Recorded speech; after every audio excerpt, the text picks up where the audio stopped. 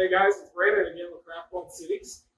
We are continuing our Women in Brewing series that we're doing leading up to the Women's Collaboration Brew Day happening this March. So I'm sitting here today with Karen. How you doing? Good. Thanks for joining me. So over the next, 10, 15 minutes, we're just going to kind of get to know Karen a little bit. In the past interviews, I've been talking with women that are currently at a brewery. Karen's unique stance right now, she's heavily involved in the homebrewers clubs around here and kind of has her own club, the Keggers, that we're going to dive into here in a little bit. That's female oriented for homebrewing, learning about craft beer and making craft beer and things like that. So with that, we'll jump in. So Kevin, how long? Open question here. How long have you been brewing? So probably started home brewing around 2001. Okay. So 20 years. Yes. 2021. I had no idea. I'm like, wow, 20 years. Yeah. Oh, great. I was still in high school. Okay. Awesome. So was that in a garage or in a basement or in the garage? Garage brewing? Yep. And who were you doing that with? I was doing with my husband Scott. So we had just joined a homebrew club because we started getting craft beer and thought, we could make our own.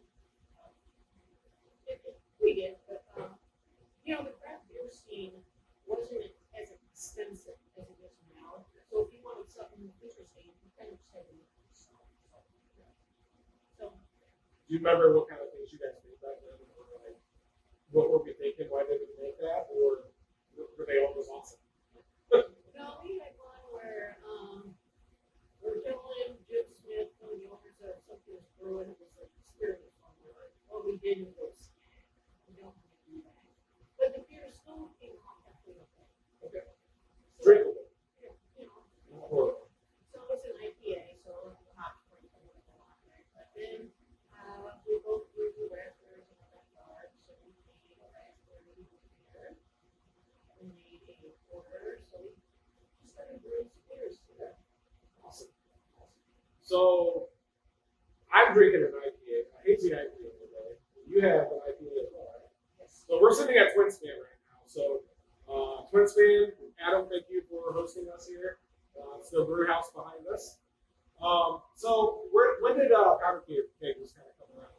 Was that your idea, or did you help kind of kick that off? A few ladies in the morning kind of started it, but then they got busy or had kids or they moved away from jobs.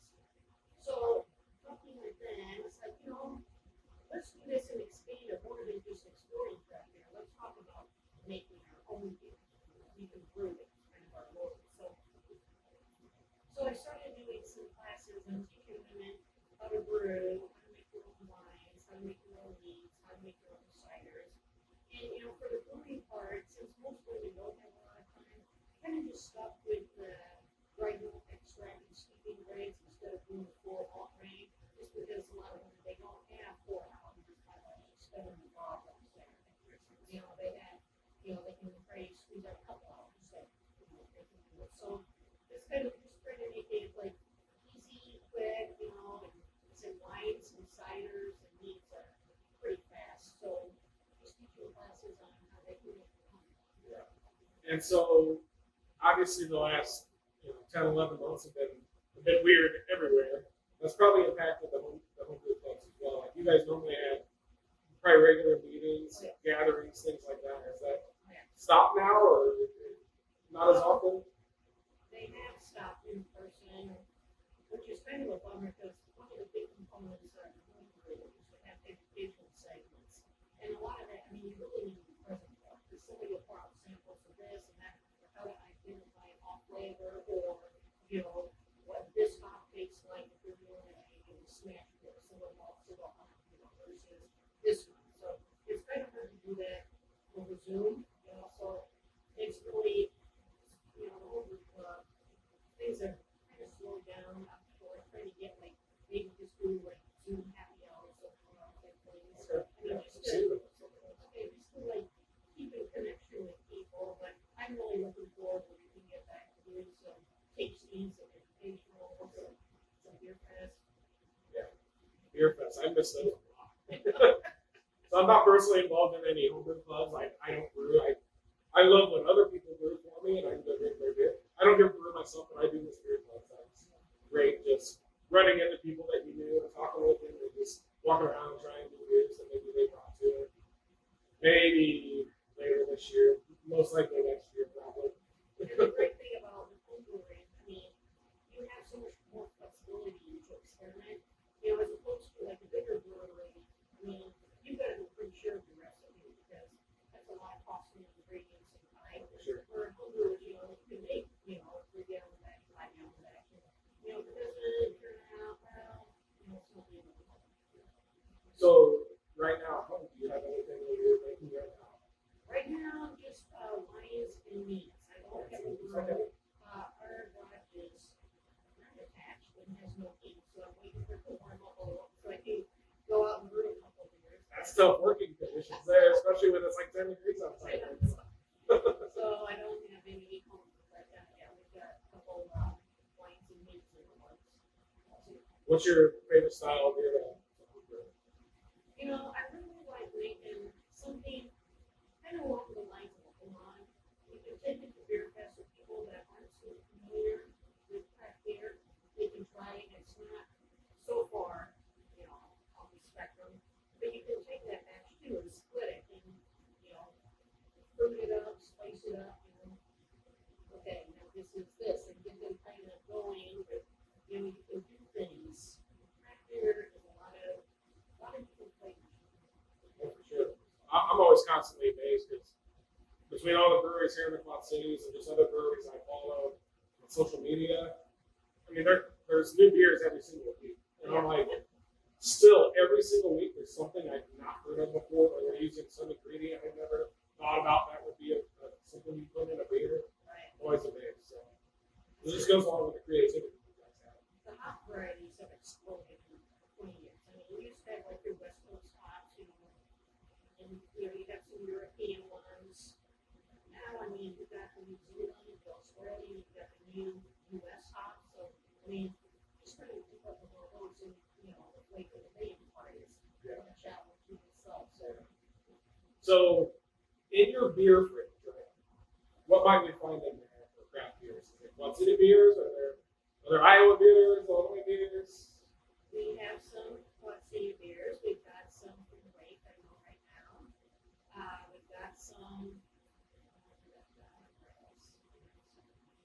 Five Cities from there. We've got some from some different breweries, friends we know here, along the Moines area, that breweries, Christmas brewing and things. So we've got that. We just took a trip up to Wisconsin, so of course we've got some Polaris in there. It's like that. You have to come back to Wisconsin for that, right? What's your favorite New Orleans beer? You know, I really like the spotted cow. It's just like, I just, Most everyone does. I just want beer to drink when I think about what I want to have to drink. Because it's pretty easy, smooth, and Yeah. So I'm a Spotted Cow fan as well, and I really like their, I think it's called Two Women. One I just had a few months ago I never had before was their Fat Squirrel. okay. Brown ale. Yep. It was delicious. I think that has taken my top spot. Awesome. So how would you kind of describe, you've been, you know, in the brewing industry in the brewing industry itself and just being over for 20 years. How would you describe kind of craft beer to someone that's maybe never had it before? Well, I would tell them to expect more flavor, expect more body. Maybe, I mean, I think sometimes people think that it's going to be higher in alcohol, which is not necessarily true. But you're going to be able to get more flavor, more body, just the gamut of things. And I don't want to sound like I'm not, you know, the KFC beers because, you know, to make that much beer that tastes the same, where you have it now, you know, in the Quad Cities or 6 months out on the East Coast, it's going to taste the same. I mean, there's a lot to be said about, you know, consistency. You know, replicating a whole beer, I mean, as long as you get good notes, you can do that. But I mean, at that volume, you know, it's pretty impressive. You know, they can do that. But I would tell people, you mentioned the flavor, and that is a huge thing. If you go from drinking more of your domestic beers, your Bud Lights, your Miller Lights, Coors Lights, and then you have somebody go and even drink a lighter craft style beer, and it's still, their initial is like, oh wow, this stuff I've never tasted before. So, no, that's great. And then, so we kind of got to know you a little bit through these first few questions, and we'll let your history. But women in general in the brewing industry, home brewing, you know, it's still a minority group, but you're seeing more of it. So I know me personally on my social sites, this is still the popular color. Majority of women followers I have on my social sites would not have guessed that before I actually looked up the analytics. More women are drinking craft beer. More women are starting to look at the industry. So, what's kind of your opinion on here locally within the Quad Cities and just in brewing in general, how women are going to have an impact on the forward? Well, you know, it's been kind of slow slog at the beginning. I mean, there's Keggers that's been around for a couple of decades.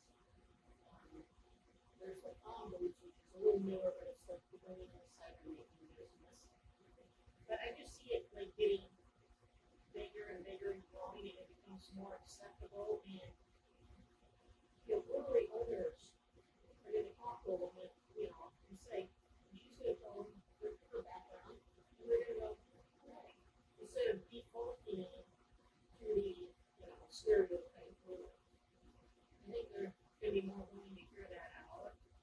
I also think there's been a big push by, you know, the whole equality and not so much of the grow culture that's kind of getting like a little sheltered side. I mean, it's still there, but slowly but surely we're making strides. I think there's, you know, several women here in the Quad Cities that don't make good beer. Oh, sure. They're home brew or, you know, on a professional level. So I think we'll just continue to grow. You're one of those. Don't talk to like they're them. You're one of those. No, that's a great fact. So the Quad Cities craft beer scene is, I mean, it's, you know, we got over a dozen breweries here, although 14, I think, locations here locally now. There's women that work at quite a few of them in some capacity. Some are assistant brewers, some are head brewers. We have now a co-owner, which is down the road in Galesburg. So I think we're probably going to be seeing more women in the actual brewing capacity, not just bartenders, not just general managers. Like I think you're gonna be seeing an increase in getting their hands dirty in the back of your houses, you know, doing the hard work throughout the day. I think that's what it's saying. So awesome. Well, Karen, thanks for joining me. Thanks for having me. Cheers. Karen will be at the Women's Brew Day next month, right? Yes. So this whole series is leading up to our collaboration Brew Day at Geneseo. Karen will be there with a handful of other women that are going to be. You know what kind of beer you're making here? I haven't heard either. So we're going to be making some kind of beer from Pink Boots. They supply all the recipe for it, and then women get together and brew it. So look for that to come. So thanks for watching again, guys. Tune in to our other series as well. We've interviewed, I don't know, around 10 or so other awesome women here in the Quad Cities brewing industry. So check those out. We'll talk to you soon. Thanks. That's it. All right, good job.